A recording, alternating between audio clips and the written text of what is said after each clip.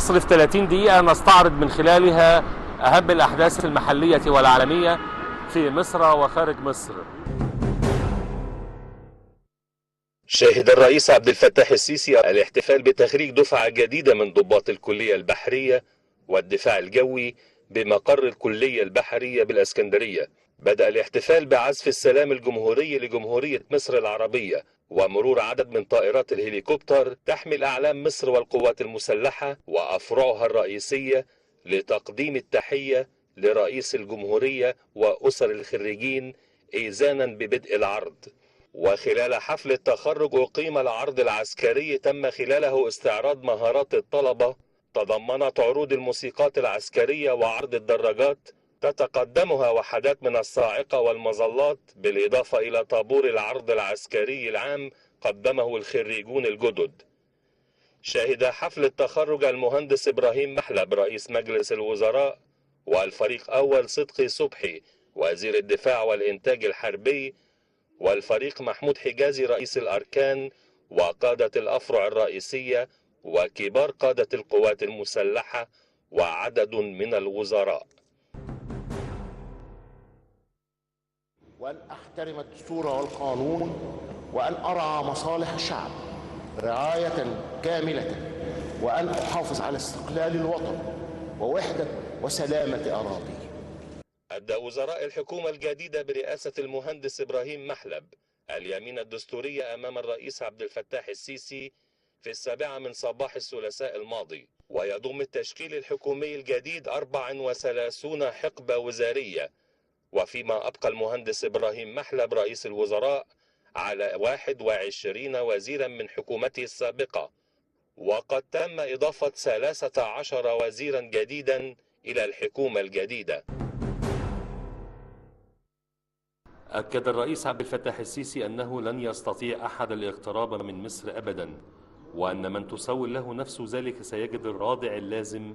وخلال كلمة ألقاها قبل ماراثون الدراجات الذي شارك فيه مع 1000 شاب من طلاب الجامعات وعددا من الإعلاميين والفنانين، دعا الرئيس إلى تكاتف الجميع على قلب رجل واحد، وأضاف أن الماراثون الذي انطلق من مقر الكلية الحربية يحمل رمزا معنويا، وهو أن الطريق الطويل يبدأ بخطوة واحدة. أنا بشكركم كلكم، وأنا قلت في البداية إن إحنا بنقول ده طريق، دي بداية. شفتوا البداية بتبقى عاملة زي صعبة في الأول، وبعدين جينا خلصناها. شوفوا سهلة زي لما خلصت، وكلنا مبسوطين إن إحنا هو رياضة صحيح، لكن هو معنى الطريق صعب، لكن لازم هنتحرك عليه. هننجزه؟ نعم، هننجح فيه بفضل الله، مفيش كلام. فاحنا لما قلنا للناس احنا من فضلكم، احنا قلنا لهم امبارح بالليل بس شوفوا مين اللي جه. كل اللي دعيناه كان موجود معانا. المرة الجاية هيبقى أكتر من كده إن شاء الله. إحنا ما عندناش مشكلة، إحنا ممكن كل يوم جمعة نعمل حاجة حلوة بقى، نعمل حاجة حلوة بقى، الناس تعيش بقى. كنتوا بتتكلموا على حرية وديمقراطية ودولة، أنا معاكم وأنا أولكم. أنا بحب الناس وبحترم الناس وبحب الناس تعيش بحرية بجد، وأنا كمان بحب كل الناس. ربنا خلقني كده. أنا مش عايز أكرر الكلام مرة تانية. أنا بشكر الجميع، بقول السيد رئيس الوزراء والحضور اللي موجودين. أنا بتكلم يعني إن احنا لما دعينا الناس جت بغض النظر عن القادم إيه.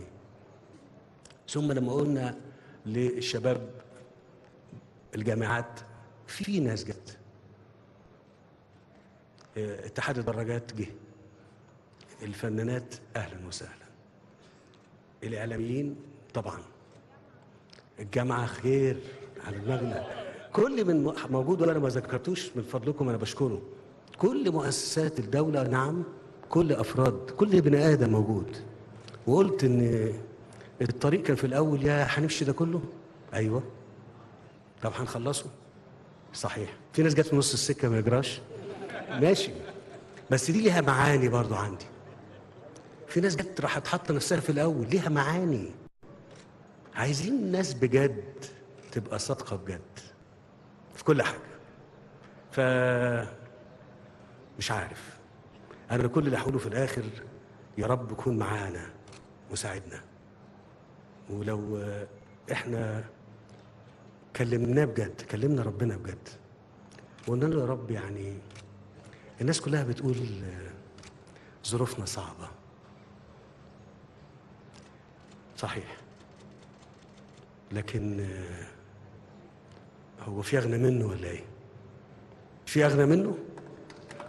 ما فيش أغنى منه، يساعدنا ويدينا وينصرنا ويكرمنا. وشوفوا الدنيا حوالين منكم عاملة إزاي، شوفوا الدنيا حوالين منكم عاملة إزاي. خسارة، خسارة. لكن مصر لا، مصر لا، مصر لا، محدش أبدا بفضل الله هيقدر يقرب من هنا أبدا. مصر لا، واللي هيقرب هشوف.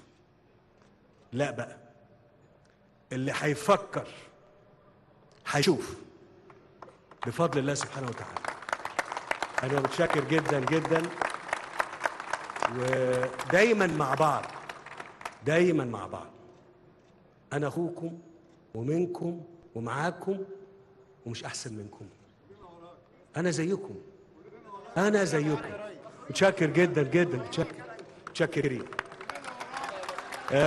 طلبة الجامعة متشكرين، طلبة الكلية الحربية متشكرين، طلبة الكليات العسكرية متشكرين. وروهم بس. طلبة كلية الشرطة متشكرين. كل الناس اللي حضرت متشكرين مرة تانية، متشكرين يا فندم.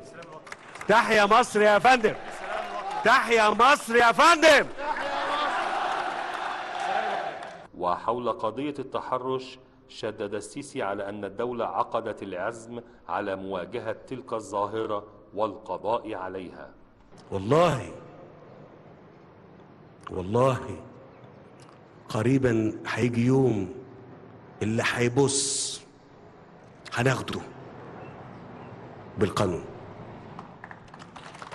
اللي هيبص بنتي تمشي في الشارع مش آمنة ولا ايه؟ دي الحرية الحقيقية وحقوق الإنسان الحقيقية. ايه ده؟ انت بتكلمني في حقوق الإنسان؟ بتصور عشان تفضح عرضك وتفضح وطنك؟ ده اللي بتصوره؟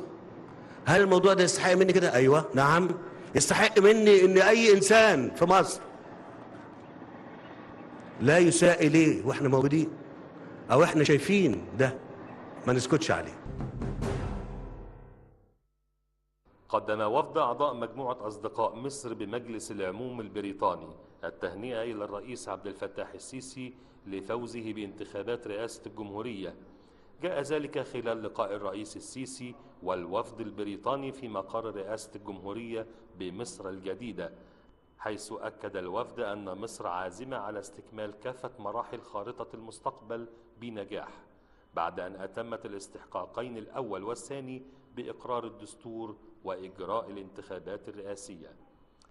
كما هنأ الوفد البرلماني الكويتي برئاسة السيد مبارك نائب رئيس الأمة الكويتي الرئيس السيسي برئاسة الجمهورية، ونقل الوفد تحية أمير الكويت الشيخ صباح الأحمد الجابر الصباح للرئيس السيسي، معربا عن خالص تمنياته لمصر دولة وشعبا بكل تقدم وازدهار.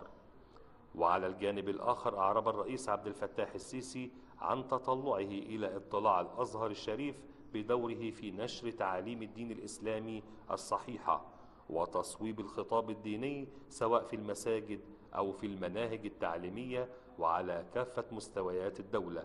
جاء ذلك خلال لقاء الرئيس بفضيلة الإمام الأكبر الدكتور أحمد الطيب شيخ الأزهر الشريف بحضور الدكتور شوقي علام مفتي الجمهورية وعدد من أعضاء هيئة كبار العلماء بالأزهر الشريف، حيث قدموا التهنئة للرئيس عبد الفتاح السيسي داعين الله عز وجل أن يوفقه في قيادة البلاد.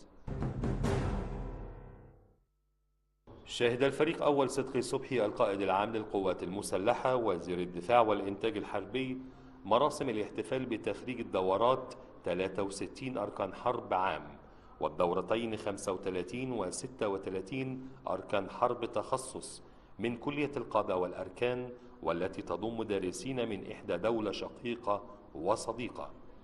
بدأت مراسم الاحتفال بعرض فيلم تسجيلي عن تطور المنظومة التعليمية داخل الكلية وفقا لأحدث النظم العلمية والتكنولوجية في التكتيكات وأساليب القتال الحديثة والتطبيقات النظرية والعملية المرتبطة بها، وثقل مهارات الدارسين في العديد من المجالات العلمية والثقافية والفكرية المعاصرة.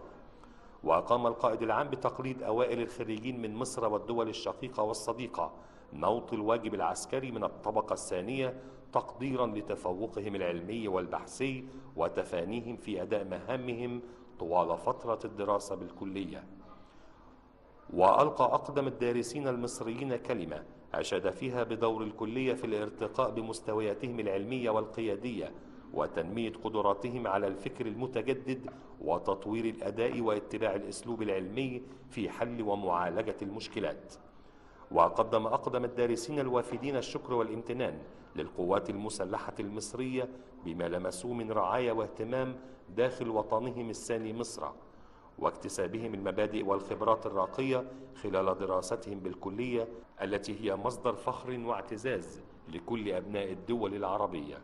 وألقى اللواء أركان حرب عبد الناصر حسن العزب مدير كلية القادة والأركان كلمة أشار فيها إلى حرص القيادة العامة للقوات المسلحة على الاهتمام بهذا الصرح العلمي لما له من دور بارز في بناء أجيال متعاقبة من ضباط القوات المسلحة والدول الشقيقة والصديقة المسلحين بالعلم والمعرفة في كافة المجالات العسكرية والمدنية.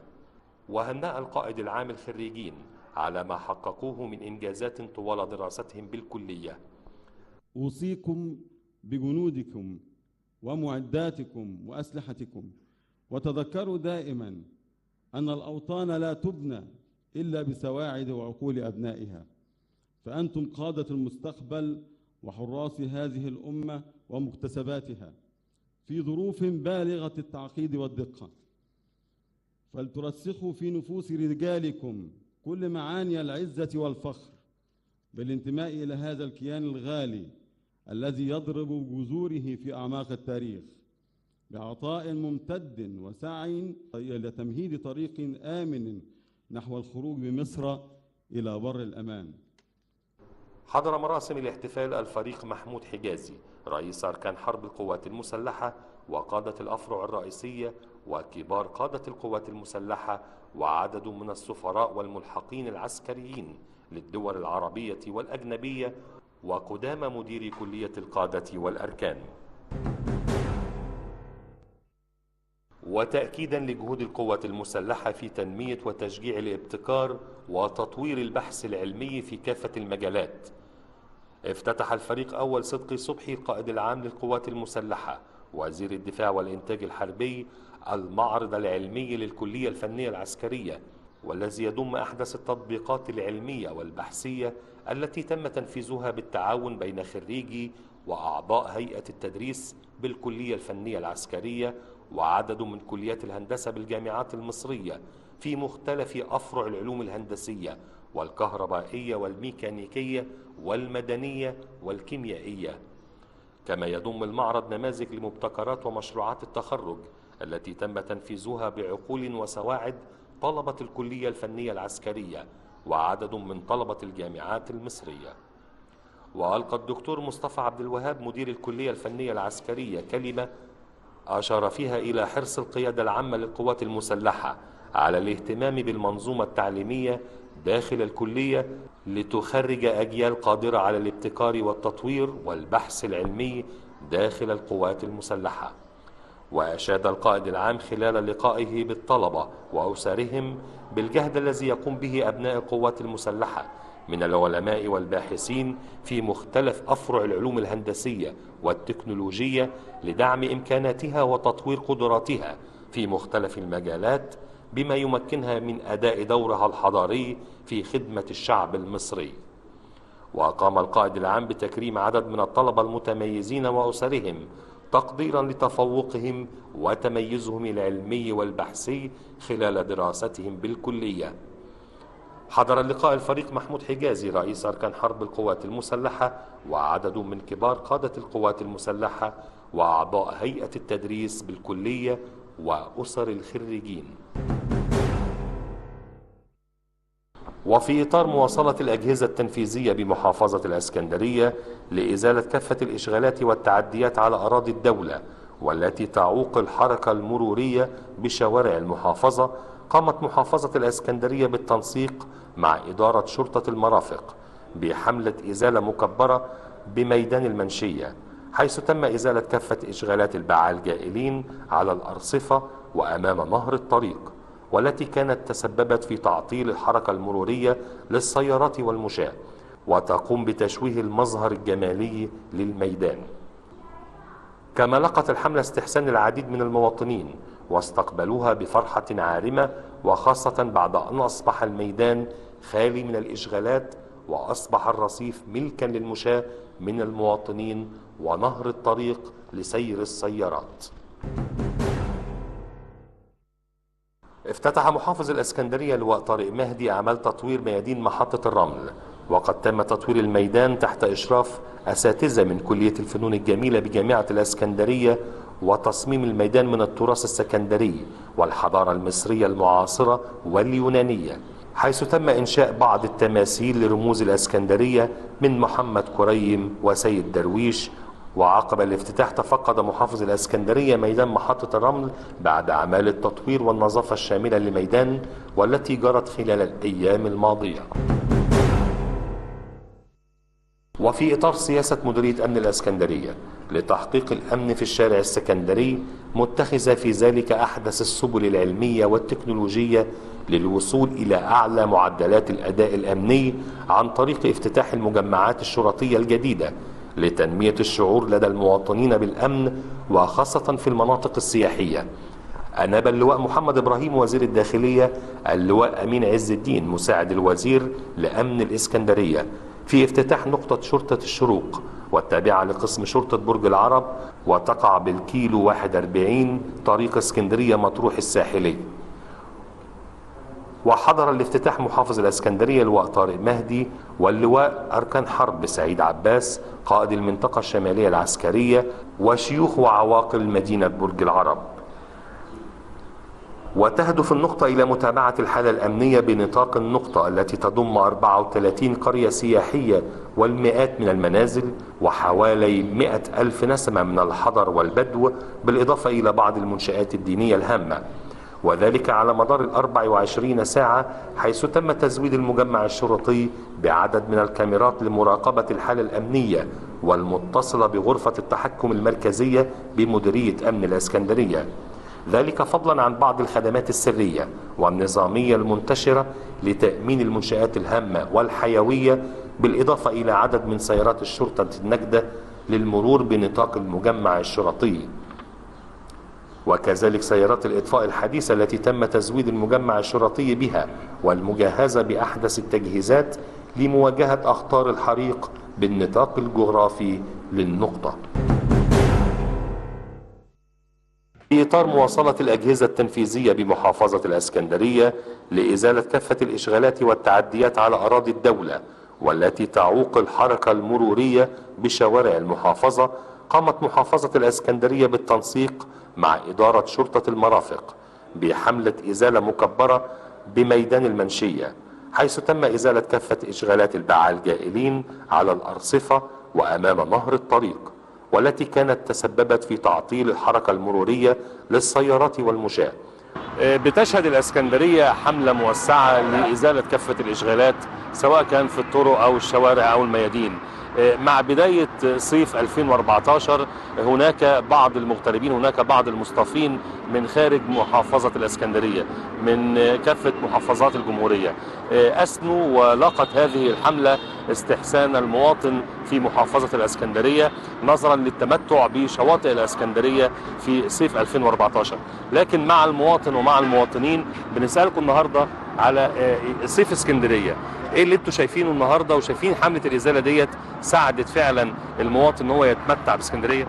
من ناحيه التمتع، اسكندريه طبعا شاطئ مفتوح لجميع المواطنين في مصر، وشايفين ان في مجهودات غير عاديه قوي لرجال الشرطه ورجال التنميه المحليه، وفي شغل حلو حتى خارج بعيد عن البحر في داخل اسكندريه بقوس وفي محطه مصر. جميع الاشغالات احنا شايفين جهد عالي رجال الشرطه، وانا واحد يعني مصري او اسكندري بحب اوجه لهم الشكر والتحيه، لان احنا بقالنا 3 سنين تعبانين، مفيش مصر ما تعبش في ال3 سنين، واللي شفناه ان هم بيرجعوا تاني مصر نظيفه زي الاول، وبالذات هنا في اسكندريه، ده مجهود غير عادي ومجهود يشكروا عليه. تمام. اما بالنسبه للشواطئ هو الحمد لله، بس احنا لنا طلب صغير قوي عن سياده اللواء طارق المهدي والناس في الشرطه وكده.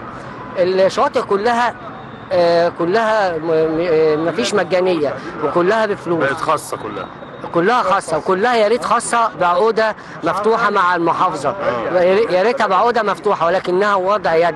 لو حضرتك هتسالني انا من اسكندريه اقول لك ايه الشاطئ، يعني بروفاجا شاطئ طول عمره بعقوده، نيجي ندور قدام اسكندر ابراهيم كان شاطئ مجاني. يعني مفيش شواطئ للمواطنين مجانيه عادي؟ طب انا بسالك نتكلم مع حضرتك. طيب الثانيه ان الشماسي كلها اللي بيستخدموها هي شماسي تابعه للمحافظه، يعني ادوات المحافظه اللي هي فلوس الشعب هم بيتاجروا بيها للشعب. يا ريت بس نظره من حضرتك كمواطن شايف الصيف السنه دي ازاي، وايه اللي ناقصك كمواطن؟ ماهر قطب من الزقازيق، جاي من خارج اسكندريه. من خارج اسكندريه من الزقازيق. بقول ان جهاز الشرطه احنا بنثني عليه وبنحييه وبنشجعه وبنقف جنبيه، خاصه مدير امن الشرقيه لانه عامل مجهود هو والساده الضباط في الشرقيه، مجهود في اسكندريه. احنا في اسكندريه دلوقتي. اسكندريه انا لاحظت وانا داخل امبارح اتمشى في شارع خالد بن الوليد، لقيت فيه تذمر، دخلت المحلات لقيت فيه تذمر من الباعة الجائلين وبعض لكن لا، المحلات بتعاني ان الباعة الجائلين واقفين قدامهم، المواطن نفسه كان بيعاني، في منهم بيفرش بره. لكن دلوقتي انت ما تمشي في شوارع اسكندريه شايفها ازاي؟ الشوارع جميله، محطه الرمل ومحطه مصر المنظره ده طبعا عن الاول. وانا قلت لهم وخطبت الناس لما لقيتهم بيتكلموا بيعلقوا بيقول احنا دخلنا في الشرطه وجهاز الشرطه وبيتحدوا الناس البائعين. ده لصالح المواطن، لصالح المواطن وعشان جمال الشارع على الاقل ونعرف نمشي، يبقى في مكان للعربيات. كان في غزو للشوارع والارصفه رهيب، وخاصه عندنا في الشارع برضه في كل المحافظات. لا احسن من الاول بياما. ليه ليك طلبات معينه بالنسبه للمصيف في اسكندريه؟ لا احنا بتوع شغل مش ما بنصيفش بصراحه، بس انما شايف المصايف يعني بتأدي دورها كما يجب؟ لا بس بالنسبه للشواطئ غاليه، تخش اي شاطئ يقول لك 20 25 جنيه، الناس هتجيب منين؟ وبعدين ده 3/4 الناس المصيفين كلهم مصاروه بيجوا عايزين ينزلوا البحور وبتاع، والاسعار غاليه عليهم، ما ينفعش. لازم يبقى ليه شواطئ ببلاش للناس، شواطئ مجانيه. المواطن بيطالب بشواطئ مجانيه. ايوه يعني سعادته كل حاجه، بس يعني الاسعار فعلا الناس كلها بتشتكي غاليه. يعني لو نخفض سعر التذكره، هو جوه بيقول لك ممكن اول ما تخش ليك مشروب وليك تخش التذكره ب 20 جنيه. يعني انا لو فرد مثلا معايا 10 تنفار 20 نفر، لا ما بيعملش تخفيض، يقول لك هي التذكره مثلا ب 10 جنيه ب 15 جنيه. وبعدين ده ممكن يكون البروفاج. عندك المنتزه انت بتخش بتدفع 8 جنيه حق التذكره، غير الشاطئ كمان انت بتخش تدفع جوه التذكره. الكلام ده في المعموره، في المنتزه، حتى في الناس الراقيه بيبقى كده. هو يا اما اعمل سعر موحد للتذكره، يا اما اخفض سعر التذكره. يا اما في شواطئ مجانيه المفروض للمواطن. مفيش شواطئ مجانيه اصلا. احنا اصلا من اسكندريه، يعني ممكن في الشتاء نقول الدنيا شتاء، طب ننزل في الشتاء مفيش مصيفين ولا حاجه، ننزل نستمتع بجو اسكندريه في الشتاء، يقول لك لا التذكره 6 جنيه و7 جنيه. يا عم طب انا اطلع اصيف فين مثلا؟ يقول لك ماليش دعوه، هي التذكره موحده علينا كده، سعر الكرسي وسعر البتاع. وتجوه انما الشوارع اصبحت دلوقتي، يمكن حمله الازاله اصبحت الشوارع افضل شويه، افضل بكتير جدا جدا بنسبه 98%. بس في تعقيب مهم جدا. حضرتك انا في محطه مصر الازاله بتيجي طبعا عامله دور الشرطه وعامله والجيش عاملين احلى بجد دور واجب معانا، بس مش كده. بعد ما بيمشوا الناس بيرجعوا تاني تفرش. على التليفون، يجي على التليفون عايزين متابعه يعني. عايزين متابعه. اول ما يجي على التليفون يجي مكلمينهم الناس كلها بتشيل. طب انا كده استفدت ايه؟ هي تمام. المتابعه مع يا ريت بعد المتابعه، ويا ريت اي حد مثلا يتاخد على طول دلوقتي. هو لو واحد اتنين اتاخدوا خلاص مش هيبقى في حد. حضرتك من اسكندريه ولا خارج اسكندريه؟ لا من مطروح حضرتك. من مطروح. من مطروح وجاي تصيف في اسكندريه؟ لا انا من قريب لاسكندريه، من الحمام قريب يعني شايف الوضع في اسكندريه مستعد فعلا؟ محطه مصر بسم الله ما شاء الله، رسالات قائمه، بس يا ريت متابعه ويا ريت متابعه على الشواطئ لان اسعار التذاكر غاليه. المصايف غاليه. بالنسبه لمطروح غاليه خالص. وأثنى المواطن المصري على جهود ممثلي الأحياء وشرطة المرافق في العمل الجاد على استعادة الانضباط للشارع الاسكندري. كما لقت الحملة استحسان العديد من المواطنين واستقبلوها بفرحة عارمة، وخاصة بعد أن أصبح الميدان خالي من الإشغالات وأصبح الرصيف ملكا للمشاة من المواطنين ونهر الطريق لسير السيارات.